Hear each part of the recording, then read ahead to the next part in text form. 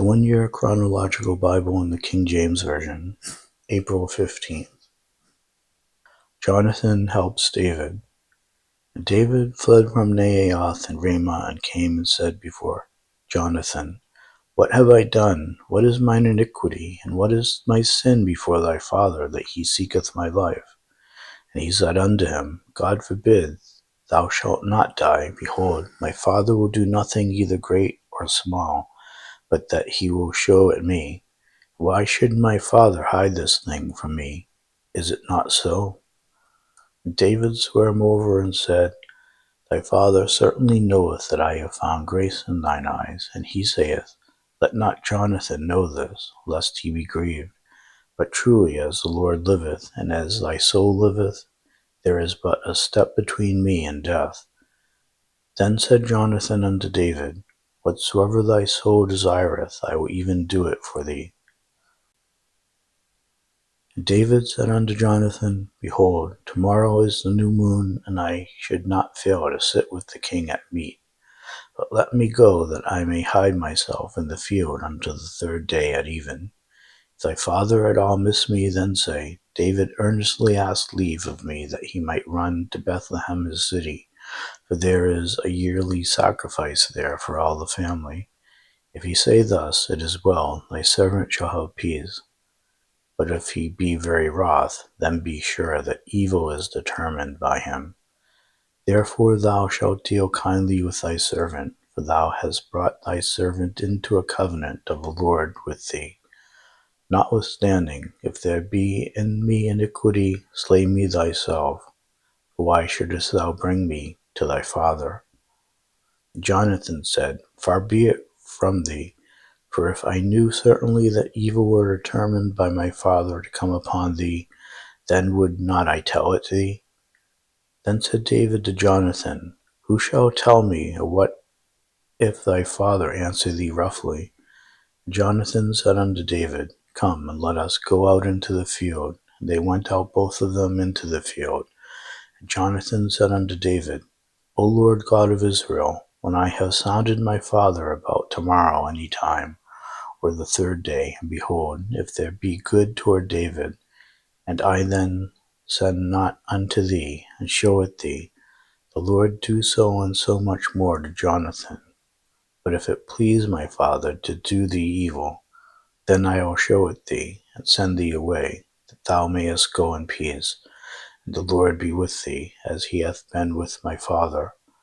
Thou shalt not only while I live, and thou shalt not only while yet I live, show me the kindness of the Lord, that I die not, but also thou shalt not cut off thy kindred, but also thou shalt not cut off thy kindness from my house forever. No, not when the Lord hath cut off the enemies of David, every one from the face of the earth. So Jonathan made a covenant with the house of David, saying, Let the Lord even require it at the hand of David's enemies. Jonathan caused David to swear again, because he loved him, for he loved him as he loved his own soul. Then Jonathan said to David, Tomorrow is the new moon, and thou shalt be missed, because thy seat will be empty. When thou hast stayed 3 days, then thou shalt go down quickly, and come to the place where thou didst hide thyself when the business was in hand, and shalt remain by the stone Ezel. And I will shoot 3 arrows on the side thereof, as though I shot at a mark. And behold, I will send a lad, saying, Go, find out the arrows. If I expressly say unto the lad, Behold, the arrows are on this side of thee, take them. Then come thou, for there is peace to thee, and no hurt, as the Lord liveth. But if I say thus unto the Lord, Behold, the arrows are beyond thee, go thy way, for the Lord hath sent thee away. And as touching the matter which thou and I have spoken of, behold, the Lord be between thee and me forever. So David hid himself in the field, and when the new moon was come, the king sat him down to eat meat, and the king sat upon his seat, as at other times, even upon a seat by the well. And Jonathan arose, and Abner sat by Saul's side, and David's place was empty. Nevertheless, Saul spake not anything that day, for he thought, something has befallen him. He is not clean, surely he is not clean. And it came to pass on the morrow, which was the 2nd day of the month, that David's place was empty. And Saul said unto Jonathan his son, Wherefore cometh not the son of Jesse to meat, neither yesterday nor today? And Jonathan answered Saul, David earnestly asked leave of me to go to Bethlehem, and he said, Let me go, I pray thee, for our family hath a sacrifice in the city. My brother, he hath commanded me to be there. Now, if I have found favor in thine eyes, let me get away, I pray thee, and see my brethren. Therefore he cometh not unto the king's table. Then Saul's anger was kindled against Jonathan, and he said unto him, Thou son of the perverse, rebellious woman, did not I know that thou hast chosen the son of Jesse to thine own confusion, and unto the confusion of thy mother's nakedness? For as long as the son of Jesse liveth upon the ground, thou shalt not be established, nor thy kingdom. Wherefore now send and fetch him unto me, for he shall surely die. Jonathan answered Saul his father, and said unto him, Wherefore shall he be slain? What hath he done? And Saul cast a javelin at him to smite him, whereby Jonathan knew that it was determined of his father to slay David. So Jonathan arose from the table in fierce anger, and did eat no meat the 2nd day of the month, for he was grieved for David, because his father had done him shame. And it came to pass in the morning that Jonathan went out to the field at the time appointed with David, and a little lad with him. And he said unto his lad, Run, find out now the arrows which I shoot. And as the lad ran, he shot an arrow beyond him. And when the lad was come to the place of the arrow which Jonathan had shot, Jonathan cried after the lad, and said, Is not the arrow beyond thee? And Jonathan cried after the lad, Make speed, haste, stay not. And Jonathan's lad gathered up the arrows and came to his master. But the lad knew not anything, only Jonathan and David knew the matter.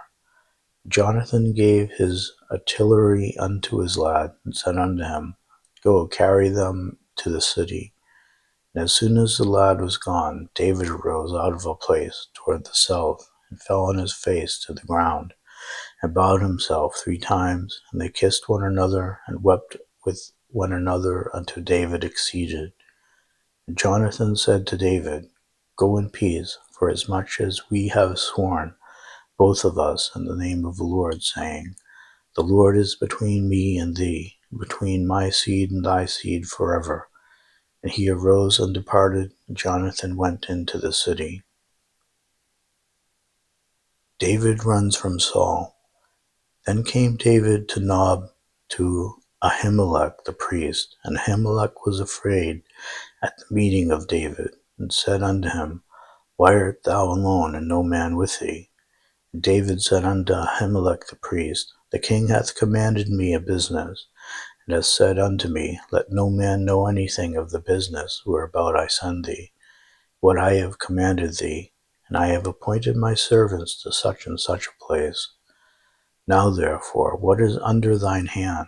Give me 5 loaves of bread in mine hand, or what is present. And the priest answered David and said, There is no common bread under mine hand, but there is hallowed bread, if the young men have kept themselves at least from women. And David answered the priest and said unto him, Of a truth women have been kept from us about these 3 days, since I came out, and the vessels of the youth and the vessels of the young men are holy, and the bread is in a manner common, yea, though it were sanctified this day in the vessel. So the priest gave him hallowed bread, for there was no bread there but the showbread that was taken from before the Lord, to put hot bread in the day when it was taken away.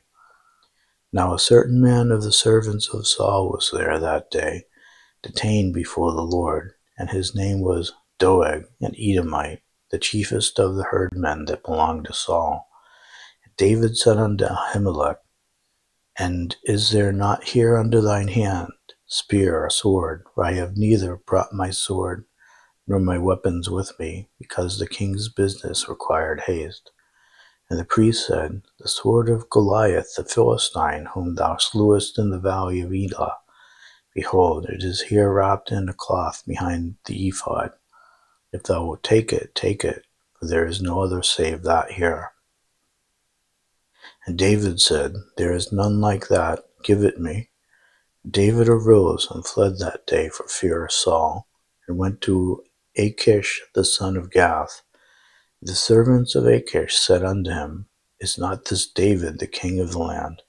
Did they not sing one to another of him in dances, saying, Saul has slain his thousands, and David his 10,000s? David laid up these words in his heart, and was sore afraid of Achish the king of Gath. And he changed his behavior before them, and feigned himself mad in their hands, and scrabbled on the doors of the gate, and let his spittle fall down upon his beard. Then said Achish unto his servants, Lo, ye see the man is mad. Wherefore then have ye brought him to me?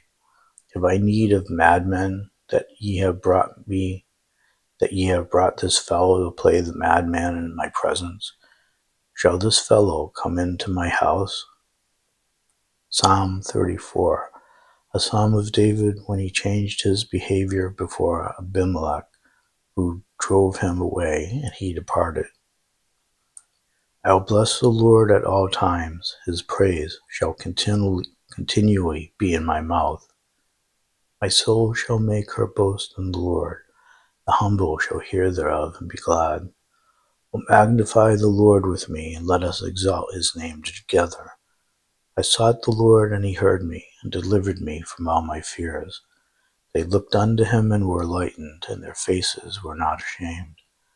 This poor man cried, and the Lord heard him, and saved him out of all his troubles. The angel of the Lord encampeth round about them that fear him, and delivereth them. O taste and see that the Lord is good. Blessed is the man that trusteth in him. O fear the Lord, ye his saints, for there is no want to them that fear him. The young lions do lack and suffer hunger, but they that seek the Lord shall not want any good thing. Come, ye children, hearken unto me. I will teach you the fear of the Lord. What man is he that desireth life, and loveth many days, that he may see good? Keep thy tongue from evil, and thy lips from speaking guile. Depart from evil and do good. Seek peace and pursue it. The eyes of the Lord are upon the righteous, and his ears are open unto their cry. The face of the Lord is against them that do evil, to cut off the remembrance of them from the earth. The righteous cry, and the Lord heareth, and delivereth them out of all their troubles. The Lord is nigh unto them that are of a broken heart, and saveth such as be of a contrite spirit. Many are the afflictions of the righteous, but the Lord delivereth him out of them all. He keepeth all his bones, not one of them is broken. Evil shall slay the wicked, and they that hate the righteous shall be desolate.